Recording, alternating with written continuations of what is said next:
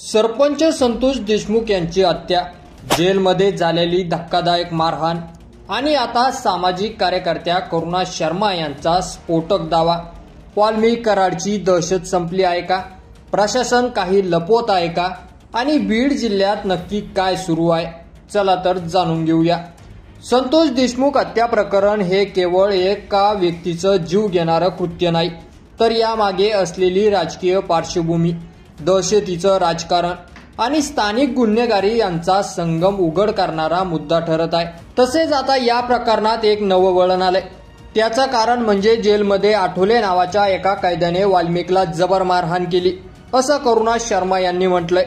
तसेच त्या पुढे असंही म्हणाल्या की त्याला लय जेलमध्ये VIP ट्रीटमेंट भेटत होती, पुन्हा त्याला बाहेरून जेवण येत होतं, झोपण्यासाठी त्याला वेगळी खाट दिली जायची. तसेच एक म्हातारा माणूस जेलमध्ये बसून दहशत पसरत आहे आणि प्रशासन काहीच करत नाही. पण आता वाल्मिक कराडला तुरुंगात बेदम मारहाण झालेली आहे. त्याच्या म्हणण्यानुसार कराडच्या चेहऱ्यावर जखमाचे वळ उमटलेले आहेत आणि ही माहिती त्यांना जेलमधील त्यांच्या सूत्रांकडून मिळालेली आहे.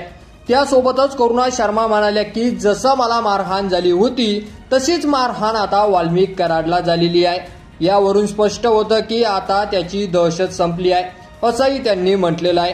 तसेच करुणा शर्मा यांनी आता जेलमध्ये जाऊन वाल्मिक कराडला भेटण्याची परवानगी मागितलेली आहे. ही भेट आणि त्यानंतर होणारी प्रतिक्रिया, CCTV फुटेजमुळे उघड होणारी माहिती आणि प्रशासनाची भूमिका, हे सगळं या प्रकरणाचं पुढचं वळण ठरणार आहे. तसेच या मागणीमुळे आता प्रशासनासमोर मोठं आव्हान निर्माण झालं.